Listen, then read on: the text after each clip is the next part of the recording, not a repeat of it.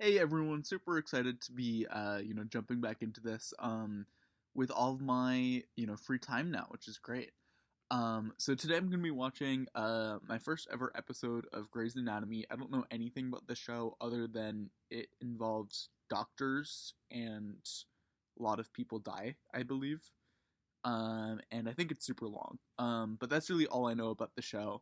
I'm a big fan of TV. I don't really think that this will be my favorite show, which is, kind of why I'm doing this. I'm just going to jump into basically a random episode that I'm waiting for a text to see what it is, and I'm just going to give you updates as I try to understand. I expect to be super confused.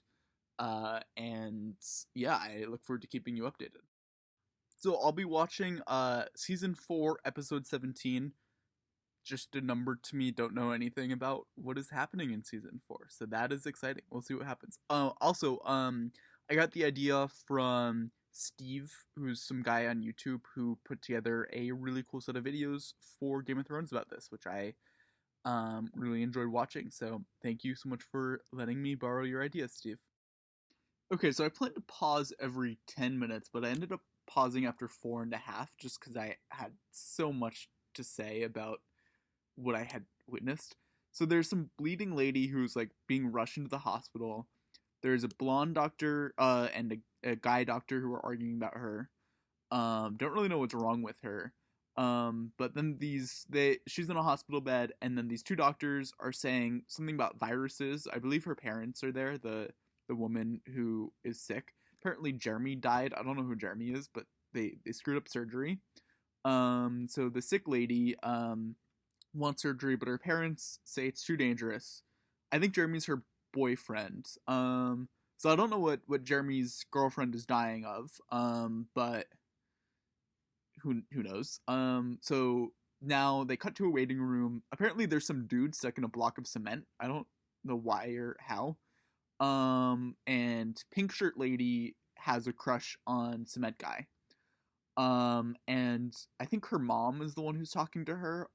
They're still in the hospital, and then there are these jerk kids who are mocking the cement guy, which like feel bad about because like it must be a tough day, but also like what kind of an idiot gets his hand stuck in cement? Um, I don't know how that happens. So now cut to another scene. There are these two people in scrubs who have broken into an office to steal files, or something. Look at files, and then they spill M&Ms, which is not subtle. And so then this one nurse is talking about their friends who got into college. And I think that they're like trying to like rig entrance results or something. Anyway, so the lady nurse, maybe, I don't know, they're in scrubs. I don't know enough about doctors or hospitals to do this show. But anyway, so apparently one of them is talking about this dude who lied about losing a testicle to cancer, which is pretty screwed up in my opinion. And this like one testicle friend lady has a photographic memory apparently. So now we got back to the two doctors who are arguing about the surgery. The blonde doctor is like pro surgery because otherwise apparently she's gonna die if she doesn't get it. But the John Ossoff looking one is scared to do the surgery. Apparently the surgery has killed 12 people. I don't know how they've done it 12 times if it kills all these people, but I don't know. But so then John Ossoff ended his professional career with the blonde doctor. And yeah, I will see you in a few minutes. Okay, so another 6 minutes down. This dude's entire body is stuck in cement. Like, how does this happen? Is that like that can't be an accident? Like, someone must have poured cement on him, or he's just like really stupid and swam in the thing. Anyway, so this dude's entire body covered in cement. And he's only thinking about this pink shirt lady from the waiting room. And so pink shirt lady's mom is there and says that the pink shirt lady doesn't actually care about him. Um, but that's a lie because she's in the waiting room and concerned about him. This guy's having cement chiseled off him, and he's just like thinking about this girl. Like, I don't know why he's saying these things to her mother. Like this dude, chill. Just like focus on the one thing. Anyway, so they're concerned that the cement will poison his heart, but the lady who is operating on him tells him not to worry and just like try to avoid dying. Weird bedside manner in this show. So they take off the last block of cement, and this guy like passes out. Anyway, so the blonde doctor named Meredith is trying to figure out how to do the surgery that kills people on her own because she's not with John Ossoff anymore. And John Ossoff is in a lab and he's like freaking out. I don't really know what's going on with that. But anyway, so the two, I think they're the students who spelled M&Ms. They're mad at each other. So the dude M&M speller found out that he only missed like finishing med school or like getting into something or like finishing something by 1 point, and he's bummed about that because he got super close but wasn't able to finish. And so she helped him find the answer, and he's mad at her because he didn't want to know. But I just saw them break into the office together, so I don't know why he's blaming her because clearly he like wanted to learn. Um, yeah, like he just didn't like the answer. So I'm with the lady Eminem speller in that one. Anyway, so some like boyfriends and this other blonde nurse or doctor are arguing about some other sick lady. I think this is different from the various sick people we've seen. The boyfriend clearly sucks and yelled at the blonde doctor. And I don't really trust him in taking care of the girlfriend. And so there's some other doctor, who's helping Cement Boy, and apparently she's only thinking about sex this entire time while she's taking cement off of this 17-year-old or whatever. And this guy who looks like Chris Pratt is there the whole time, and I don't know, there's like tension there. Okay, so I was able to go a full 10 minutes that time, which I guess means this is starting to make a little bit more sense to me. Still super confused.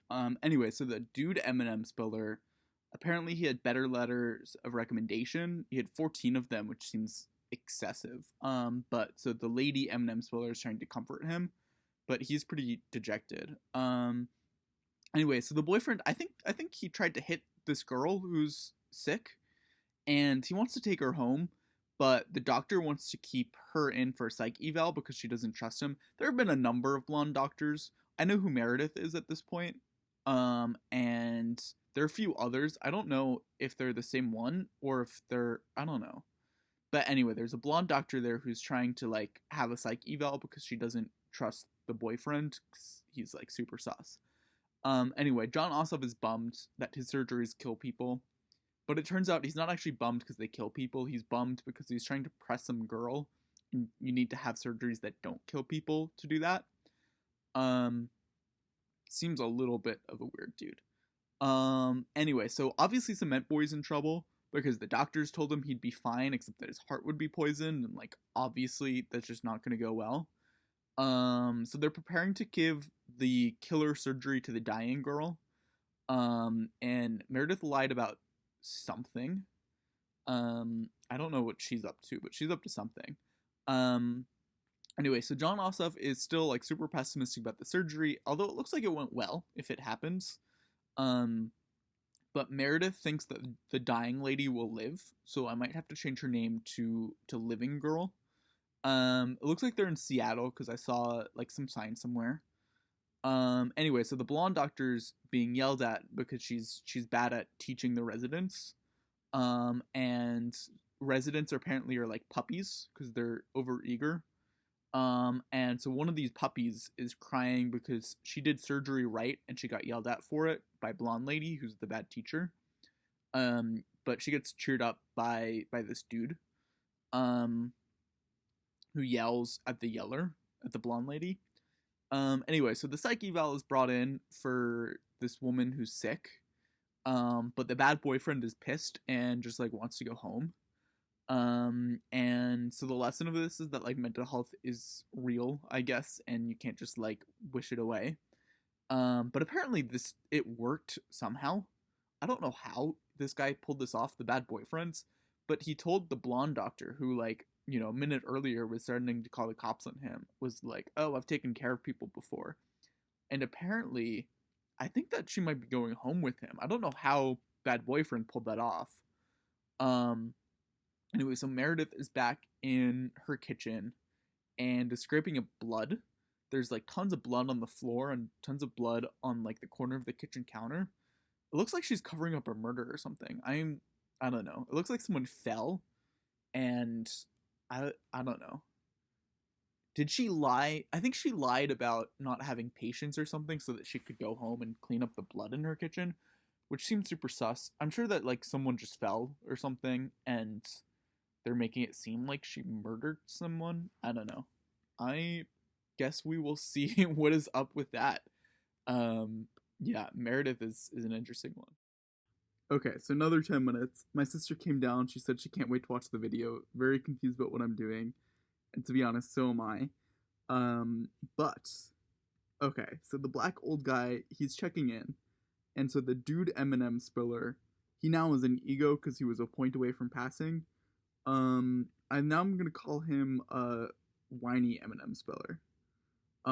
Anyway, so the black old guy, he somehow resists tearing him a new one, and he lets whiny Eminem spiller retake the test.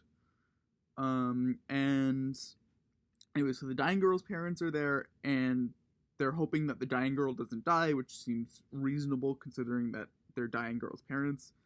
So Pink Shirt Lady, she's still in the waiting room, but she won't go into Cement Boy because she's pretending she doesn't care about Cement Boy to save face with the other kids there. I don't know, like, who that's fooling. Like, she's clearly there for him, but also he's staying in the waiting room. Just seems like the worst of both worlds. Anyway, so discount Chris Pratt is so he tells the sick woman that she has borderline personality disorder or something. I didn't quite hear. Um so she had an accident and discount Chris Pratt gave her plastic surgery. And so they're keeping her in the hospital, turns out, and transferring her to the psych ward. I'm sure Bad Boyfriend is gonna be pissed about that. But the plastic surgery later, she's concerned that she's letting down discount Chris Pratt by having a mental health problem, and it's like does he demand full mental health recoveries from his patients? Like, I don't get it. Anyway, so this black old guy, I think he runs the place. Um, so he dated Meredith's mom and apparently drove her to attempted suicide, which is whack. The Venn diagram between these people's work lives and personal lives is like a circle. Also, Meredith never answers the question about doing the killer surgery without permission. And I like you can't just talk about how he used to like date your mother and then expect that to get you off from doing a surgery that kills people. Um so she discovered her mom didn't want to die. She just like wanted her man back and I guess wanted some attention from that. Um so there's like a therapist there or like a biographer or like an aunt or I don't know. Someone's there telling Meredith to be extraordinary and to learn from her mom, who I think is dead now despite not committing suicide. So probably died from some other. Is she the bloodstain? Who knows? Anyway, so the cement boy lives, and the pink shirt lady is there to visit, and they kiss. Finally, because she's been waiting in the lobby while he's been getting surgery. But this guy's crush is more important than his life, more important to him, more important to her, more important to like all the doctors there. Because this is really just like a drama factory, not like a health factory like a hospital should be. Although they do a lot of like cutting people open. I also don't think that her mom is actually there. I I think I just read too much into that. I don't know what kind of relationship they have. Maybe she's like another med student who I don't know. Anyway, so the killer surgery doesn't kill, which is good. So it turns out dying girl is actually living girl. So they go and tell John Ossoff that living girl is living, which is good. Oh, and there's something about the female M&M spiller and like cutting open a banana to practice surgery. Okay, so I just finished the episode. I thought I had an understanding of what was happening, and then things kind of went off the rails. Okay. So John Ossoff goes and sees the dying girl's parents who are crying, and it turns out living girl is alive. I thought that she was dead for a second because it really looked like it was like death bawling, but it turns out it's like living bawling of happiness. because living girl is living, turns out. Um, and then she goes and holds hands with John Ossoff. Oh, I'll get to this later. Um, no, never mind. No, I mean they're not together because she was with Jeremy, who died. She's with dead Jeremy. Um, you never know with this show. Anyway, so the blonde lady is upset about her encounter with the bad boyfriend, and then the chief resident goes up to her and gives her the keys to the clinic. And chief resident turns out is no longer chief resident, which is like disappointing because I had just given her this nickname. And so now this blonde doctor is running the clinic. And see the Space Needle for like the third time. I don't know why I needed to see a sign on some dude's shirt that said it was a Seattle hospital, because it's clearly in Seattle. Um, so yeah. So Meredith and the doctor in charge go out to a trailer park and confront each other. So the doctor in charge says he's a villain, but that he's not actually bad. So it's like some gray morality in there. Which made me wonder if that's why the show is called Grey's Anatomy, because it's about like gray moral relativism. And then I just understood then it's about a character named Grey, and it's about her anatomy, which is weird. But anyway, so the doctor, who is not the mom of Pink Shirt Lady, goes onto the street and kisses some other doctor I can't remember for some reason. And so then John Ossoff goes and looks for Meredith while she's out looking for him. And so the doctor in charge, he goes to try to persuade his ex-wife to take him back. Apparently everyone hates this dude. I don't know why. He seems nice to me, but I'm guessing he did a lot of bad stuff before, and the show was trying to redeem him for whatever that was. So anyway, she does go and takes him back. So now we have 2 sets of people kissing. No, 3 sets, because we already had cement. So there's the cement couple first of all. Then secondly, there's the pink shirt lady's not her mom out on the street. Then third is this couple, the doctor in charge and his estranged wife. So then the whiny M&M resident goes back and kisses the lady M&M resident. This is a big twist to me. I didn't know that they were together. I thought that they were just like buds. So that's the 4th couple who are kissing.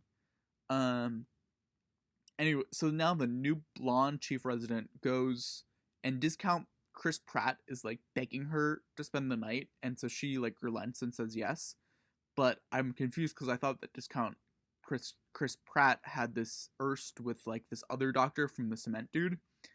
Anyway, so the 2 of them are kissing, and then the dude just like starts bawling, and it's really weird. Anyway, so that's 5 couples, which is like so many for me to keep track of. I don't understand what happens in the show. And so finally, John Ossoff is going back to his trailer. Apparently he lives in a trailer in the woods, which I don't understand, because I think he's like a pretty well-off doctor. Also, why was the chief doctor the doctor in charge, why did he go to John Ossoff's house? I don't understand. But he sees Meredith with candles in the field. And so she yells at him because he's late to the candles in the field, but it's not like it's anything they scheduled. Like, it was a big surprise. So I don't know why she's yelling at him while making this like grand gesture. So they're making up professionally, but it turns out another big surprise to me, they're also making up like personally, which is are they a thing? Is that legal for them to be a thing? Like, don't they have like ethical obligations to like put their work first when their work involves like killing people with surgeries? Anyway, so they're moving in together into this like candle house in the fields. She built a house for them made out of candles. So then they kiss, and then John Ossoff just like dips, and it turns out he has another lady, and he goes to dump her. I don't know who this lady is. And tells Meredith just like wait indefinitely in the candle house in the field for him, which seems like a weird decision. And if I were her, I would kind of regret, I don't know, like she's just like chilling with this bottle of champagne that he brought. And okay, so very weird show. Yeah, well, please let me know how I did. Please let me know uh other shows to do and other episodes to do of this show, and also other ways that I can make this more entertaining as I go along. It's definitely not the show for me, but I'm excited to put in a few more episodes and see what happens to Meredith and John Ossoff. Thank you all for watching.